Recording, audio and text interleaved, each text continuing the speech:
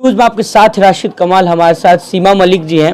NCP Sharad Pawar गुट के जो है राष्ट्रीय प्रवक्ता हैं। इनसे बातचीत करेंगे जिस तरह से जो है कोलकाता में जो है मेडिकल की छात्रा का जो गैंग रेप हुआ, उसके बाद से लगातार सवाल उठ रहे हैं कि महिला सुरक्षा को लेकर कब तक कैंडल मार्च जलाए जाएंगे। जिस तरह से निर्भया से लेकर के तमाम कठुआ, हाथरस, तमाम जगह के मुद्दे हैं। वही जो है भाजपा ममता बनर्जी पर हमलावर है, लगातार कह रही है कि ममता बनर्जी के सरकार में जो है रेप हुआ है और ममता बनर्जी को इस्तीफा देना चाहिए, वहाँ राष्ट्रपति शासन लागू होना चाहिए। और शरद पवार की पार्टी एनसीपी की तरफ से यहाँ दिल्ली में इन लोगों ने आज जो है कैंडल मार्च किया है। तो इन तमाम मुद्दों पर चर्चा कर लेते हैं मैम से। आप लोग जो कैंडल मार्च निकाली हैं, क्या लग रहा है कि इंसाफ कब तक मिलेगा, क्या उम्मीद है आपको? देखिए, इंसाफ तो हम लोग डिमांड ही हमारी यही है कि एक फास्ट ट्रैक कोर्ट में से केस जाना चाहिए।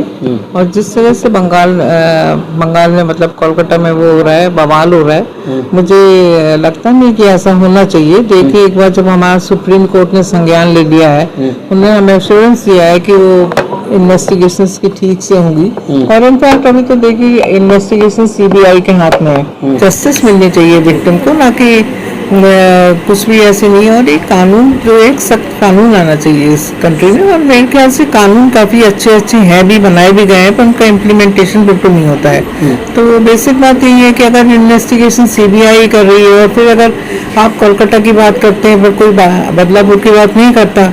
आप देख लीजिए महाराष्ट्र में चाहे रत्नागिरी हो, चाहे अकोला हो, कितनी जगह पर ये सब चीज़ें हुई हैं। एंड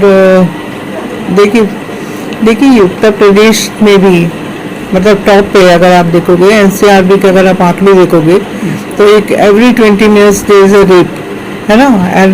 मैम भाजपा तो लगातार कोलकाता का वॉलंटरी कर रही है, वहाँ राष्ट्रपति शासन लगा देना चाहिए, संभाल नहीं पा रही है। मैं यही कह रही हूँ कि ये एक शब्दन टाइप की चीज़ मैं मानूंगी कि देखिए कि उनको कुछ वो नहीं है कि उनका एक ही उनका पर्पस है कि ममता बनर्जी की सरकार को वहाँ से हटाना है। ये चुनी हुई सरकारों के साथ ये हमेशा चाहे ऐसे ही करते हैं, कभी उनको जेल में डाल देते हैं या कभी ऐसे मुद्दों पर आप बजाय से कि आप उनको सपोर्ट करें। This is law and order problem है जो कि स्टेट एंड मेरे ख्याल से सेंट्रल दोनों को इसमें हेल्प करना चाहिए एंड यूनाइट होकर काम करना चाहिए, राजनीति से ऊपर उठना चाहिए। But they are very selective in their approach. Ma'am लेकिन जिस तरह से कहा जाता है कि बुलडोजर की कार्रवाई होगी, राम राज आ गया हुआ है, लेकिन महिला सुरक्षा को लेकर कोई भी सरकार काम नहीं कर रही है। देखिए, राम राज्य आ गया और बुलडोजर तो कहीं भी चलवा देते हैं। अभी तो ममता बनर्जी ने भी शायद गुस्से में बोला कि हम वो भी बुलडोजर चलवा देंगे अगर कुछ ऐसा होगा तो। देखिए, ये तो सवाल सबके मन में है कि क्यों नहीं बुलडोजर उस समय कहाँ चले जाते हैं जब ब्रिजभूषण जो है वो मॉलेस्टेशन करता है हमारी महिला खिलाड़ियों का, जो हमारे लिए पदक लेके आई है। मणिपुर में वो बुलडोजर कहाँ चले जाते हैं, आप बताइए।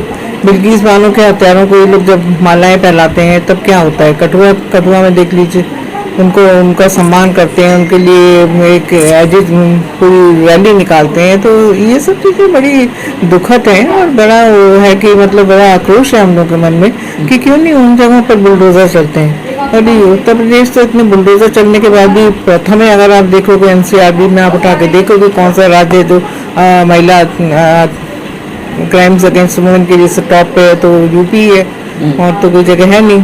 चुनाव के दौरान अमित शाह कह रहे थे कि उत्तर प्रदेश के अंदर महिलाएं गहना पहनकर रात के 12 बजे चलें तो सुरक्षित महसूस करती हैं। उत्तर प्रदेश में जी हाँ, ये तो न्यूज़ है मुझे कि अगर गहने पहन के घूमती हैं तो भी वो सुरक्षित महसूस करती हैं। मैं खुद लखनऊ की मैं आपको बता दूँ, वहाँ पे कोई 8-9 बजे के बाद मैंने देखा नहीं, कोई टैक्सी नहीं मिलती है 10 बजे के बाद।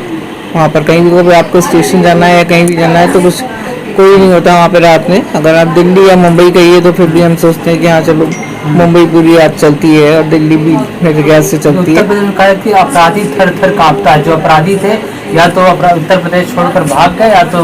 देखिए, ये सब बातें जो है ना, बिल्कुल बातों का कोई तथ्य नहीं है इनमें। बिल्कुल कथनी और करनी में इनका इतना फर्क है बीजेपी का कि मैं आपको क्या बोलूँ। आप देखिए कितनी घटनाएं हुई हैं वहाँ पर, तो अभी भी फर्रुखाबाद और कितनी चीज़ें हैं। देखिए, चाहे वो चिदम्यानंदो की अभी 2 लड़कियों को बेचारों को टांग दिया वहाँ पर, कहते हुए भी हम लोग को थोड़ा ख़राब लगता है। उनको उनकी लाशें टंगी मिली हैं। तो कितनी it is full of crime, you know.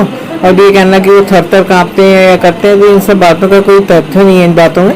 और बीजेपी का स्लोगन ही है बेटी बचाओ बेटी पढ़ाओ। जी। इन नारों के साथ बीजेपी सत्ता में आई। जी वही मैं कह रही हूँ, पर देखिए अब तो तरह तरह के नारे बने हुए हैं, बेटी बचाओ बेटी पढ़ाओ या बेटी बचाओ। असली बात तो यही है, चाहे पढ़ाओ मत पर कम से कम उनको बचा लो। पढ़ने ही गई थी वो छोटी सी बच्ची जो महाराष्ट्र में थी, वो 4 साल की बच्ची के साथ रेप हो जाता है, तो इस कंट्री का कोई वो ही नहीं है ना।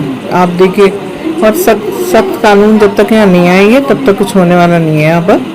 और हम मैम लोग तो क्या मानती है अभी कार्रवाई जो होती है वो नाम देख कर होती है क्या इंस्टेंट? कार्रवाई तो होती है, देखिए नाम देखकर, जाति देखकर, ये सब चीजें बड़ी दुखद है, जिनको हमें कहते हुए भी अच्छा नहीं लगता है, पर ये तो होती है ना। आप ये लव जिहाद ये सब क्या है, ये सब यूपी से ही निकला है। ये आप जो मेन विक्टिम है उसको आप जस्टिस नहीं देना सकते, उसके बारे में कोई बात भी नहीं करेगा। यहाँ निकल रही है ममता बनर्जी आप इस्तीफा दो, जो चुनी हुई सरकार है, अगर आप वहाँ पे इलेक्शन से नहीं आ पाते हो तो आपको उनको हटाना है। आप चाहते हो कि राष्ट्रपति शासन लगा दिए तो पूरा देश देख रहा है। पर जब सरकार सत्ता में आई तो यही नारा था कि बहुत हुआ बेटियों पर अत्याचार, अब की बार मोदी सरकार नारों पर खड़े नहीं उतर पा रहे हैं पिछले 10 सालों में। बिल्कुल भी खड़े नहीं उतरे हैं, आपने देखा ही है, उनके बिल्कुल वादे झूठे होते हैं और कुछ उसमें तथ्य नहीं होता।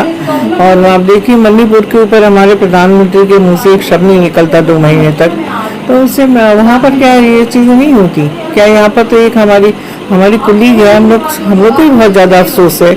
एक हॉस्पिटल में काम करते हुए किसी के साथ अगर ऐसा हुआ है तो भी उससे फिर वेरी अनसेफ है, सभी को डर लगता है और वो लोग भी डरे हुए हैं डॉक्टर्स वहाँ पर उसका फ़ायदा नहीं उठाना चाहिए लोगों को। फास्ट ट्रैक कोर्ट होने चाहिए, क्योंकि यहाँ पे आप देखिए 758 कोर्ट है मेरे ख्याल से पॉक्सो के, और अभी पॉक्सो के मेरे ख्याल से 2,45,000 मामले पेंडिंग में है।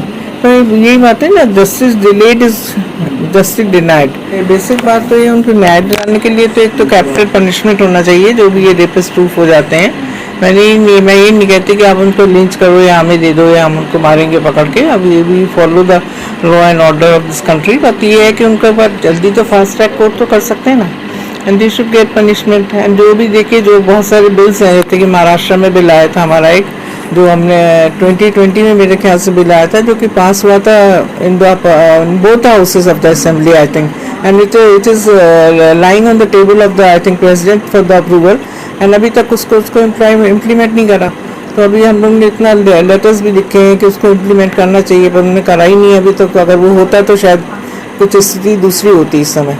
बीजेपी कह रही है कि आप लोग अगर बीजेपी प्रदेश में कहीं रेप होता है तो आप लोग जो है सड़क पर उतर जाती है, धरना देती है। ममता बनर्जी के खिलाफ आप लोग कुछ नहीं बोल रही हैं? नहीं, ऐसा नहीं है कि कुछ नहीं बोल रहे हैं। देखिए मैं एक डॉक्टर हूँ, हम लोग ने IMS से भी प्रदर्शन कर रहे हैं, स्पेशली ये लड़की थी, हमने यहाँ भी कर रहे हैं, लेडी हार्टिंग में अभी प्रदर्शन हुआ है डॉक्टर्स का। तो we are the members of the Indian Medical Association, and वहाँ पे भी वो हैं। तो ऐसा तो नहीं है कि किसी ने कुछ कहा नहीं है या हमारे लीडर्स ने भी कुछ नहीं कहा है, पर हम लोग ने देखिए इतनी एग्रेसिवली मतलब महाराष्ट्र में भी तो हुआ नहीं ना कुछ भी, उससे उन्हें परमिशन ही नहीं मिली उनको, एक मतलब रैली तक की परमिशन नहीं मिली, और वहाँ पर तो ये लोग इतना तोड़ फोड़ कर रहे हैं, सब कुछ कर रहे हैं। तो मुझे नहीं लगता कि कोई अच्छी चीज़ है। पर सुप्रीम कोर्ट ने किसी चीज़ का संज्ञान लिया है और उन्होंने बोला है, तो हमें उनको देखना चाहिए, फॉलो करना चाहिए 2-4 दिन तक कि वहाँ पर क्या होता है।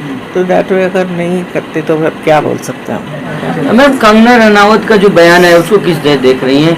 इसी बीच जो वो कह रही है कि किसान आंदोलन जो हो रहा था वहाँ पे जो है रेप हो रहा था, उल्टा टांग दिया जा रहा था लोग, आप किस तरह देख रहे हैं इसको? देखिए कंगना रनावत के बारे में तो हम क्या बोल रहे हैं, मतलब इतनी हास्यास्पद बातें होती हैं उनकी। उनके हिसाब से तो अभी आज़ादी हमें 2014 के बाद मिली है, उनके हिसाब से तो प्रधानमंत्री, इस देश के प्रथम प्रधानमंत्री सुभाष चंद्र बोस थे, और कुछ भी बोलती हैं वो तो देखिए। तो उनके बारे में क्या कमेंट कर सकते हैं हम लोग। And this is very, ma'am एक सांसद है, चुनी हुई सांसद है। जी मुझे हमें भी आश्चर्य है कि चुनी सांसद हैं जिनको भारत के प्रथम प्रधानमंत्री का नाम नहीं पता है, तो उससे ज़्यादा अब क्या हो सकता है। अब देखिए एंड वो किसानों और महिलाओं के ऊपर इस तरह के कमेंट्स कर रही हैं, तो दिस इज़ वेरी, मतलब कोई भी उससे इरिटेट होगा और बाद में वो बोलती क्यों बयान से बीजेपी ने पल्ला झाड़ लिया। तो उन्होंने पल्ला झाड़ लिया है, तो मुझे पता है कि जब भी कुछ होता है तो वो पल्ला झाड़ देते हैं, चाहे वो नूपुर शर्मा हो और चाहे वो कंगना रनावत हो। बाद में इनकरेज भी वही करते हैं ये सब चीज़ें बोलने के लिए, और वो उसके बाद पल्ला झाड़ लेते हैं। तो ये पल्ला झाड़ने से कुछ होता नहीं है ना।